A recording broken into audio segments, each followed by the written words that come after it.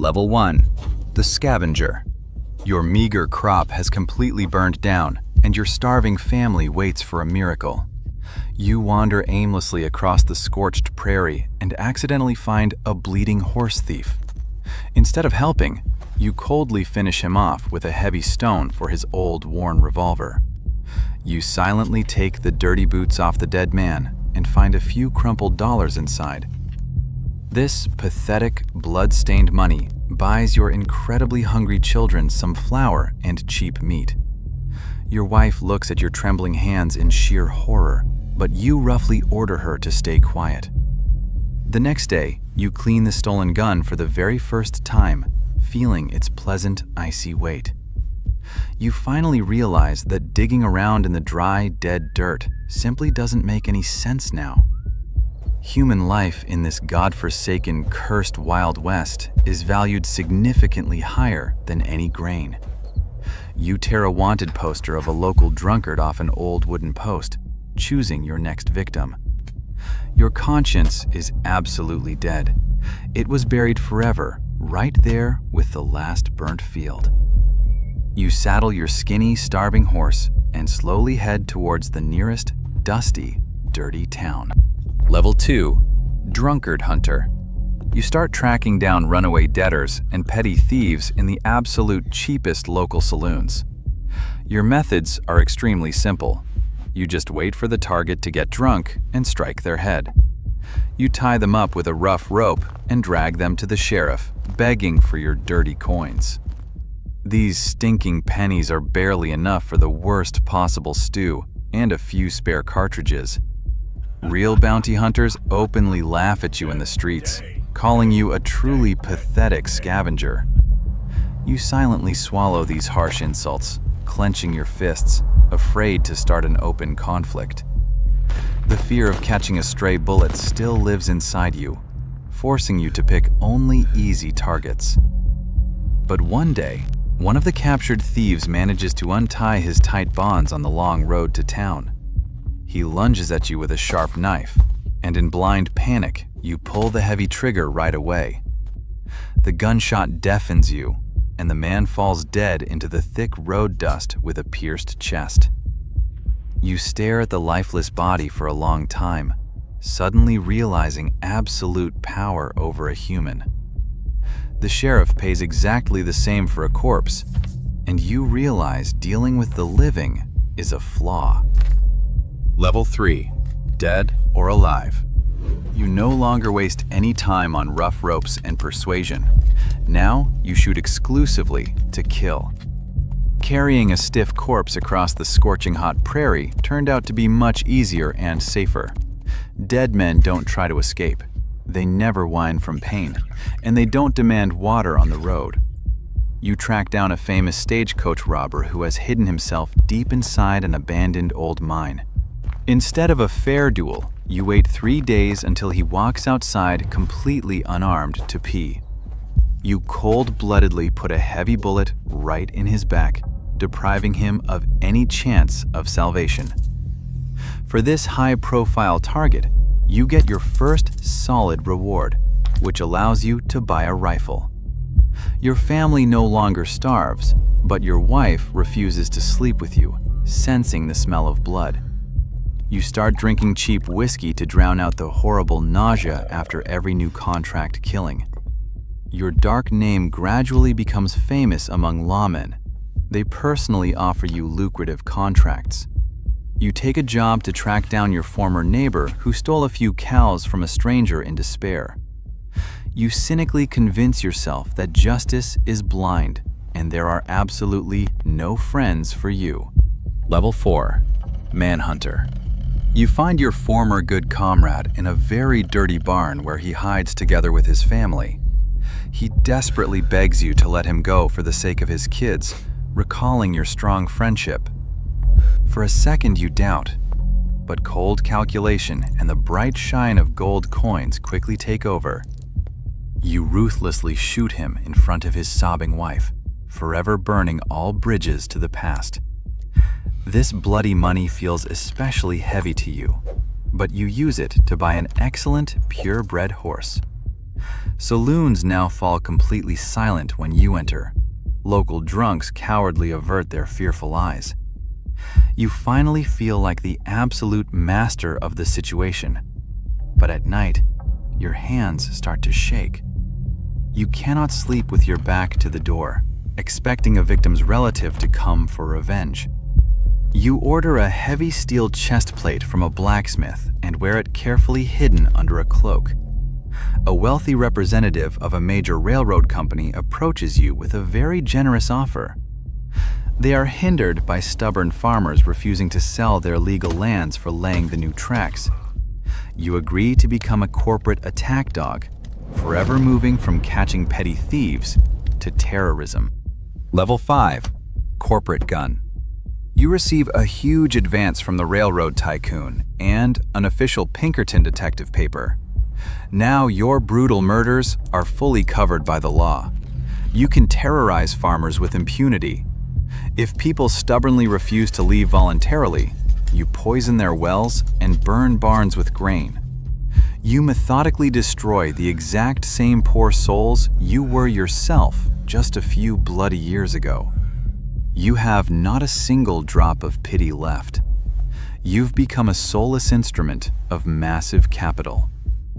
You earn many thousands of dollars, but your severe paranoia forces you to constantly change hotels. You hire a couple of completely unprincipled young thugs to help you and carefully cover your back, but you absolutely do not trust them, forcing them to sleep in the stable and never turning around. One stubborn gang decides to openly challenge you, fortifying an old ranch on the valley's edge. They expect a fair firefight, thinking you will arrive by day and challenge them to a classic duel.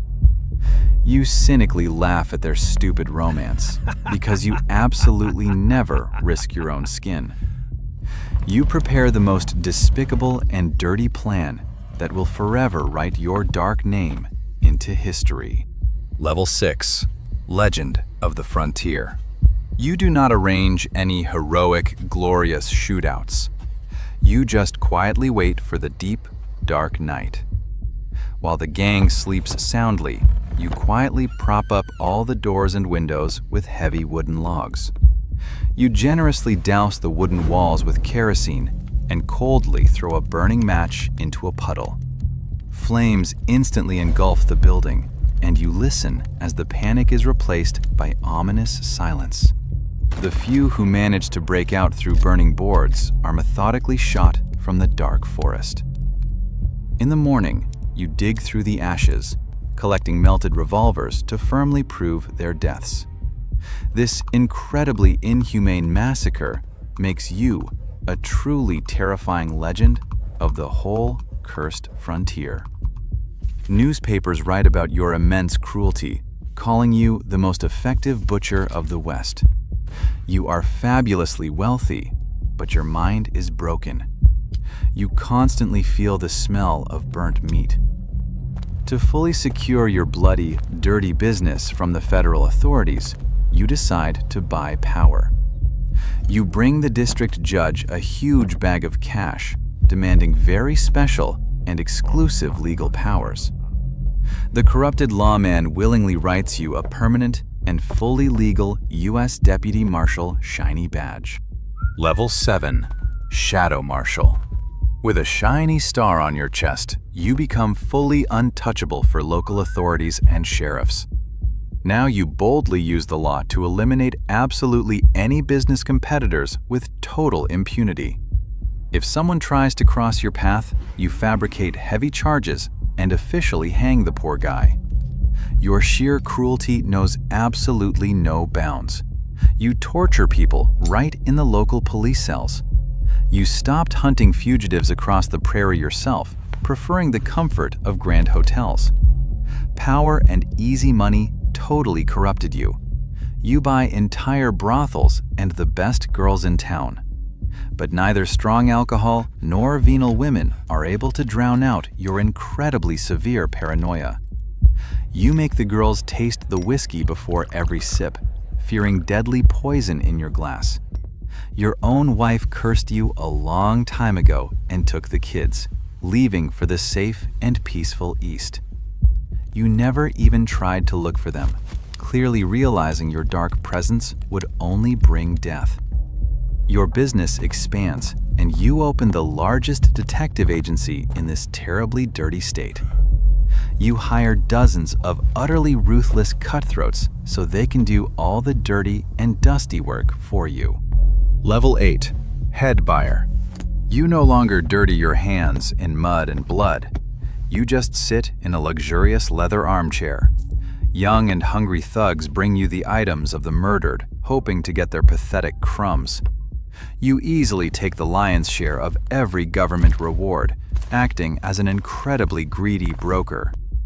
Your financial empire is built on bones. You fully control the region's politics and economy, but you are absolutely alone on this high peak. Only completely corrupt dogs and hypocrites remain. Your heart starts to fail from the constant, severe tension and massive doses of very strong liquor. You strictly order the windows of your office boarded up with steel sheets to escape from snipers. You imagine dark conspiracies everywhere. You begin to ruthlessly execute your own loyal agents. You suspect them of hiding your precious profits and order them killed for the slightest mistakes. Your once truly great agency transforms into a genuinely paranoid cult of primal fear and violence. People are completely terrified to even say your name out loud, considering you a devil in flesh. You have built a truly perfect golden cage from which you are absolutely never destined to escape. Level 9. The Target. You are fabulously rich, but your once incredibly formidable figure has turned into a broken shadow. You moved to live entirely inside a fortified bank vault, equipping it as the safest bedroom ever. The air is soaked with the pungent smell of medicines. You can barely move due to aching joints. Every single night, you sit for hours in total darkness, tensely listening to any slightest rustle. Your very own private army of mercenaries now seems to you the main and most terrible threat. You generously pay one half of the guards to secretly and continuously monitor the other half. The US government strongly decides you have become too powerful and secretly strips your authority. A colossal secret budget has been allocated for your elimination, known to all killers nationwide. The legendary hunter has finally turned into the main prey, and this cruel fact drives you insane. You desperately try to bribe army generals, but no one needs your incredibly dirty money anymore. All your allies silently turned away, patiently waiting for the right moment for the fatal strike. Your colossal and massive wealth turned out to be completely useless in the face of certain death. Level 10. The Last Contract. All your bodyguards fled into the night, taking the heavy gold from the open safes of your agency. You are left entirely alone in the huge empty building, clutching an old Winchester in dry hands. A cold wind howls outside, and you frantically try to remember your family's faces, but you can't.